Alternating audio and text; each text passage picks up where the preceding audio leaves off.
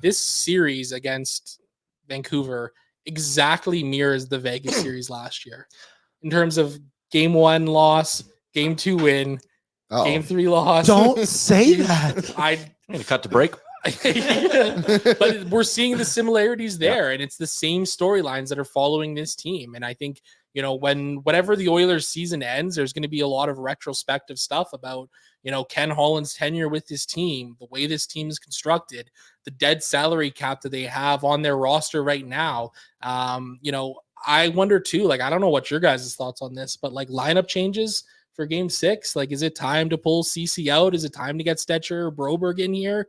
Where are you guys on that stuff? I just don't see that happening. I've no confidence that Chris Knobloch sees that as the right decision to make. Which isn't me suggesting that Knobloch is afraid to do it, because he has shown that he'll make big decisions, but I just don't think that's the way they want to go. And I don't know, how bad was CC last night, do you think?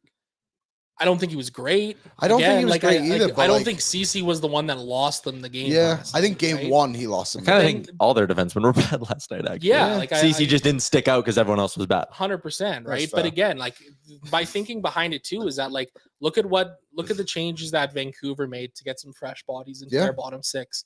Susi sat for the game. He came back, scores a big goal for them in the first period. I'm trying to think of a way that this team can inject some life. And Chris Knobloch talked about it in his post game last night, where he kind of said that they were open to it. There was something that they were going to talk about and examine because, again, you've got a whole team right now that's looking kind of gassed out there. It feels like everybody looks a little bit gassed right now. That is a good point on talking. And one thing he has done better than what's his name? What's our coach called? Chris Knobloch. Knobloch. Yeah, that one. He has made those small changes in the lineup where it's just Podvolson comes in, Hoagland comes out, whatever it may be. And that is because those guys aren't playing very well at all. But those guys also don't have expectations, which is maybe a way of putting it. The Oilers aren't going to take out Warren Fogle because he had 20 goals this season and stuff like that. And I know Hoagland had a good season, but they shouldn't be afraid to pull out a Corey Perry. Who does he have a point in his playoffs? Maybe as an assist. Does he have more than one shot on net? I mean, the only thing that Corey Perry's done is given us the hilarious photo of him putting his stick in Brock Besser's face, which was tremendous, by the way. But again, it's Corey Perry, where are you, buddy? This is what the Oilers signed him for. This is what the Oilers brought him in for. And he's been a huge disappointment in that bottom 6. I just wonder if you need to find a way to inject some life into this team. Coming home here to Edmonton for tomorrow night. Yeah. There have been 20 Oilers skaters to play a single shift in these playoffs. Only 2 have not been on the ice for a goal for at 5-on-5. Goal for? Yeah. So never mind a point. I haven't even been on the ice for a goal. A goal for. I thought I meant a goal against. Oh, that's pretty good. No. Corey Perry and Ryan McLeod haven't been on the ice for a goal for. They've been on the ice. Ryan McLeod too. I thought he might have had one. McLeod 2 goals against. Perry 3 goals against at 5-on-5. Only one Oilers forward hasn't been on the ice for a goal against in these playoffs. It's Connor Brown, but he's only played 29 minutes. But Perry has 5 games, 3 shots.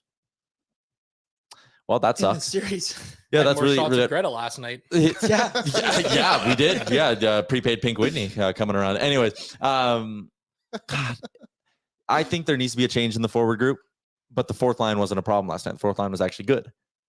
Do you have any confidence that we're going to see one of Fogle or Perry come out of the lineup?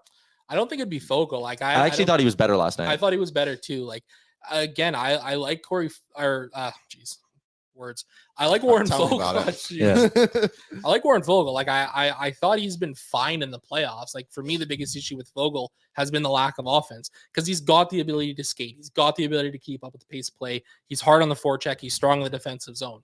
Corey Perry doesn't quite have the boots anymore. He can't quite get in on the forecheck anymore. His defensive play has been fine, I guess, right? But in the same breath, the Oilers need offense right now. They need to find a spark somewhere here and try and get it all clicking on Saturday. Chat's clamoring for Gagne. The Edmonton market yearns for Sam Gagne. If you want to get the crowd into it early, if you want to play this shit like a movie, you start them. Can you imagine the crowd when Sam Gagne is announced in the starting lineup? But I don't think they will. I think Carrick's probably the guy who goes in, but I'd also sit there and say, if you're not breaking up the fourth line and you're looking to inject some skill into the third line, because Perry's not playing with any skill right now, Gagne is kind of the guy who'd be waiting next in the wings. Hey, we saw it all season long. Like, I can't remember what his point totals were, but his scoring rate was goals. good. 5 goals in 28 games. 5 goals in 28 games. I mean, what more can you say? He played up the lineup. He played down the lineup. Wherever he was driving offense when he was when he was out there on the ice. And like that for me was the thing all season. Like I didn't understand. Like, again, I understand role players and like Janmark and Brown on the penalty kill and stuff like that. But Gagne just brings more at 5-on-5, and it just, I don't know. It's been weird that he hasn't been in the lineup at all, but what can you do, I guess?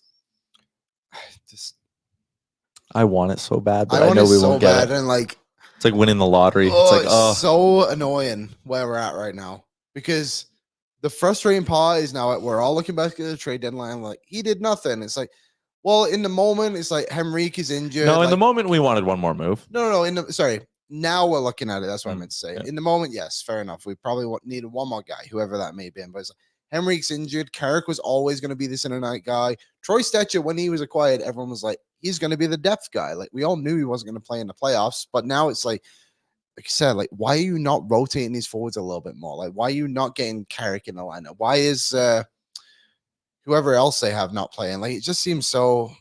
But then you sit annoying. there and you get all annoyed about everything that's gone on in the lineup and whatnot.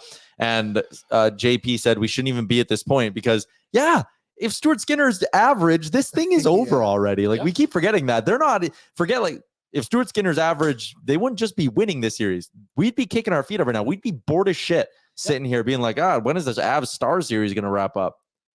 That's where we're at. 100%. And, just on the trade deadline talk too, I keep coming back to the fact that they couldn't get the Chris Tanev deal done. Like, think about how different this defense looks and this team looks with Chris Tanev out there instead of Cody Ceci. I think it's a significant shift. And again, I'm fine with Adam Henrique and Carrick. Like, I think they've been fine, but it never felt like, adding a Henrique or a Carrick was exactly what they needed. I still think that missing on a defenseman at the deadline was a big issue for this team. Yeah. I don't disagree. But yeah, and I do think I'm more along the lines of maybe, and it's so hard because we're not behind the scenes, but just on the surface level, maybe you had to push harder for Tanev. Maybe you had to go talk to they were trying to do the Calgary first and CC, take the money. Calgary said, no, thanks. I want to take the money. Mm-hmm. Maybe you should have just gulped and said, okay, third round pick in Cody Ceci, call every GM, every bottom feeder. Will you take him? Will you take him? Will you take him? Maybe you just had to do something like that and gulp and pay the price. That might be a mistake. And I know people will sit there a little bit and go like, hindsight, what the hell? Hindsight, you can't do that. But you can. Results driven business. You are judged based on your wins and your losses. And this is where we'll judge Ken Holland ultimately is he made some great moves. Zach Hyman, awesome. Love that. Matthias Ekholm, oh my God, they wouldn't even be here if they didn't make the Ekholm deal, right? Mm-hmm.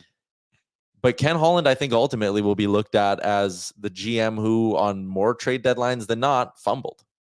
Athanasiou Green fumbled.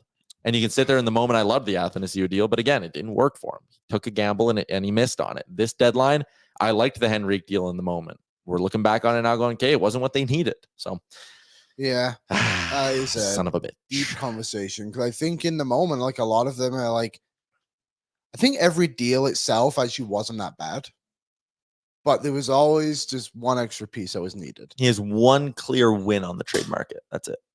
It's Ekholm. It's Ekholm, and that's kind of it. Yeah, I think this one has been unfortunate with Henrique because he was he was on the first line. He was on a penalty kill. Scored a big goal to start the playoffs against LA. He was actually pretty good in that first series, and I wonder where this team would be at with him as well at the moment because everyone kind of moves down the lineup a little bit, sorts things out that way. So unlucky there, but I agree. Like they've just not worked out for him, and we'll see what happens when he's in Columbus next year. What's up, Nation citizens? If you like that video, then you need to be subscribed to the Oilers Nation YouTube. Podcasts, live shows, exclusive interviews, and analysis. Everything you need from your favorite voices at Oilers Nation. And you don't want to miss any of it, so hammer that subscribe button.